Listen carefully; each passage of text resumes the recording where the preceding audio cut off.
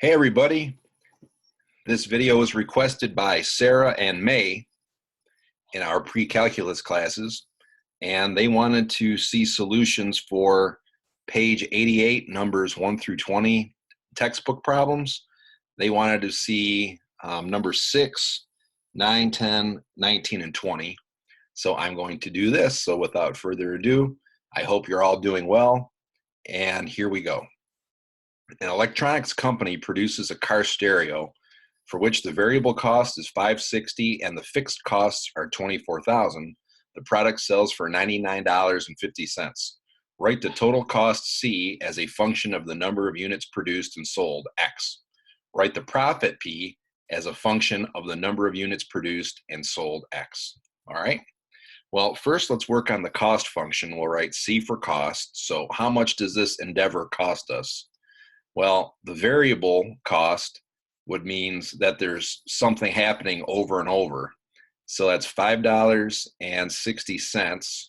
So that's a cost of a car stereo part times the number of units, plus you're going to pay $24,000 probably to get the business up and running.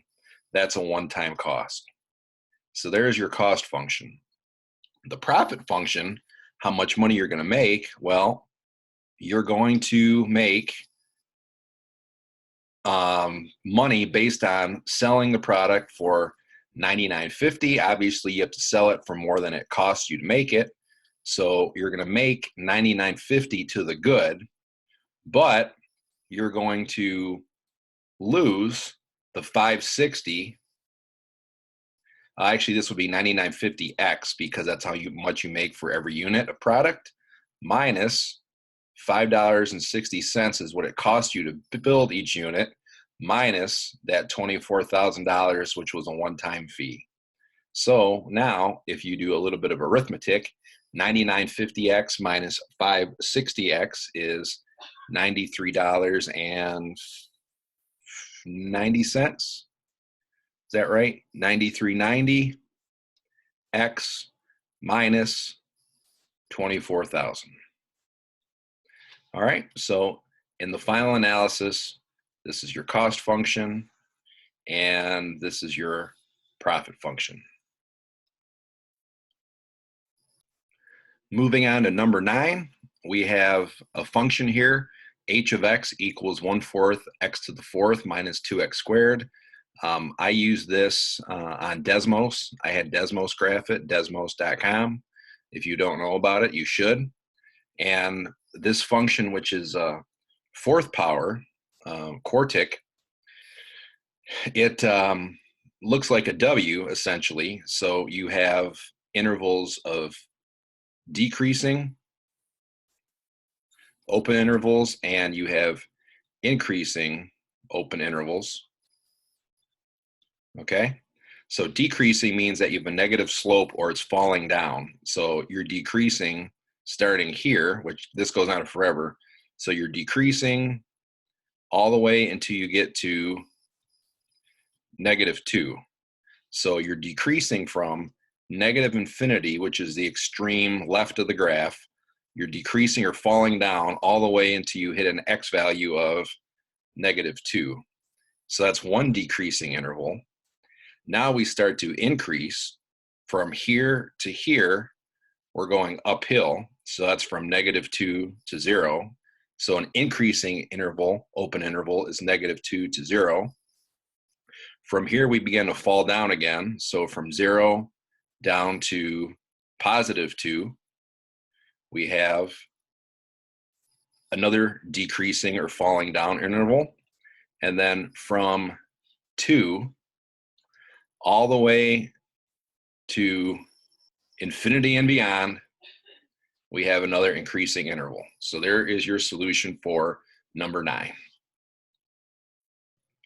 Okay, moving on to number 10, we have a new function, g of t equals the absolute value of t plus 2 minus the absolute value of t minus 2. I plugged this into Desmos as well. Instead of using t, I used x, same thing, and we get the following. So you will see here, starting at negative infinity, which is coming in from the extreme left of the paper and moving to the right, you start here. So we start from, and again, you know, it goes on forever. I just clipped a partial graph cutout. So here we're constant or flat. We're constant all the way up until an x value of -2. So we're constant from negative infinity to -2. From there, we start increasing, you're going up the hill, all the way from x is -2. We go up the hill all the way to x is +2. So we're increasing from -2 on the x to +2. What happens there? Now we're flat or constant from 2 all the way to positive infinity. So we are constant from 2 to positive infinity. Where is it decreasing? None. There are no intervals on this function with decreasing. This brings us to number 19. Number 19 asks us whether or not the function has an inverse and then to find it. Well, again, I used Desmos and I clipped out a graph of this function. And to have an inverse, a function needs to pass the horizontal line test. So wherever I draw a horizontal line, you'll notice that it only crosses at one point. No matter where I draw a horizontal line, it only crosses this graph at one point. That means that there is an inverse. So our next step here is f of x is y. You swap variables. So instead of y, you swap it with x. And then you start writing down your function, and where you see x, you swap that out with y. And now you solve to get y by itself. When you get y by itself, you found your inverse function. So what I would do here is I would eliminate the fraction. So I'm going to multiply both sides by 8. Okay, I do that. So now I have 8x equals 3y square root of y. Next, I'm going to get rid of this 3, divide both sides by 3. So now I have 8/3 x equals, those cancel, y times the square root of y. What we can do next is we can simplify this, because if you remember, what we can do is we can say the following. We have 8/3 x equals y, which is to the power of 1, that's always the implied power of 1, times y to the 1/2 power.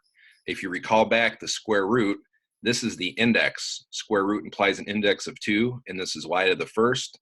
So that's the same as y to the 1/2. This is an even exchange.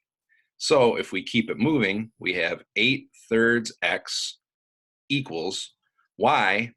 Remember, when you multiply variables, you add the exponents. So you have 1 plus the half, which would be 3/2. Okay?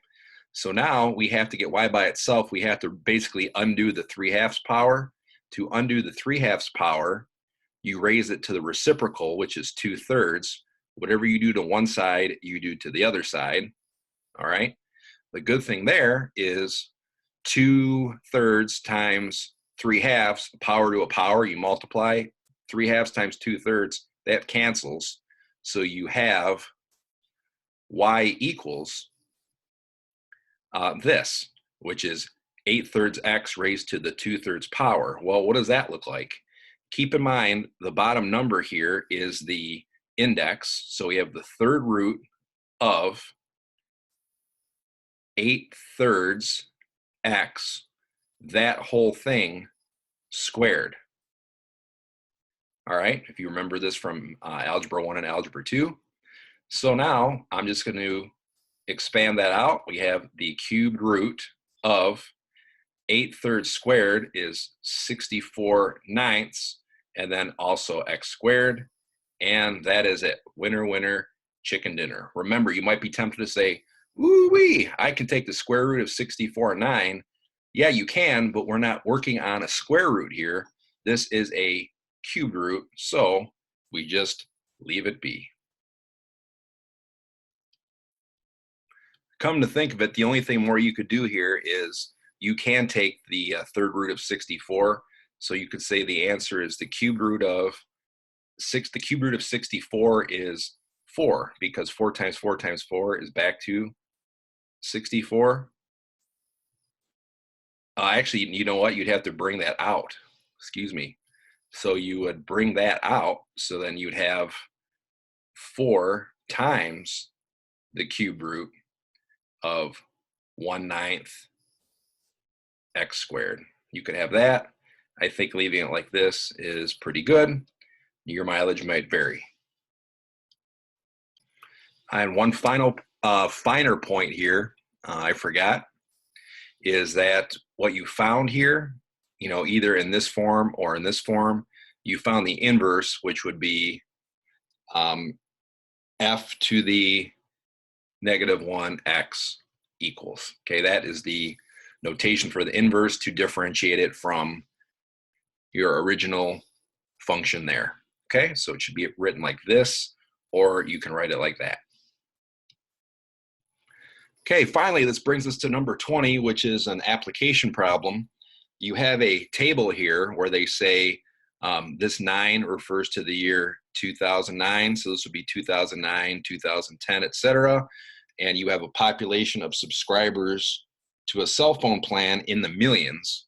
It says use linear regression to find out when the subscribers would exceed 200 million. So what I did is the following. I put it into my calculator, my TI-84. So to get here, what you need to do is you need to hit stat and then enter. So to get here, it's stat and then enter. And then you need to put the x values in L1 and the y values in L2. You'll notice that's the same values right here from the table. Once you do that, you want to get out of this. And again, if you want to try this, you can pause at any time. You hit second quit to get out of there. Now you need to calculate the linear regression, which is 4. So you're going to hit stat, arrow over to calculate, and linear regression is choice 4. Once you hit that, you're going to see this. You need to make sure that L1 is in the X list and L2 is in the Y list for your X and Y. So then you hit enter, enter, enter, and you get the following, meaning that the 18.3 is your constant in front of the X value or the slope, and your Y-intercept or your B is this value, -76.2. So then what I did is I exited that. Then I went to y equals on my calculator, and in y equals, I literally put 18.3x minus 76.2, and then I looked at the table. I hit second table, and I looked at the x values, which is my years. So this is 2010, 2011, 2012, 2013, 2014. In 2015, you hit 198.3 million, and then in 2016 you hit over 200 million. So you exceeded 200 million somewhere between the year 2015 and 2016. So to answer the question, it's at some time in the year 2015 you exceed 200 million. So the answer is in the year 2015. If I made any mistakes, I'm certainly not going to edit this. I did this all in one take. So Sarah and May and anybody else, I hope you appreciate this. Have a great night, and you'll see me soon on Google Classroom. Missed you guys. I hope you're all doing well. Keep washing your hands, social distance, and stay safe. Bye.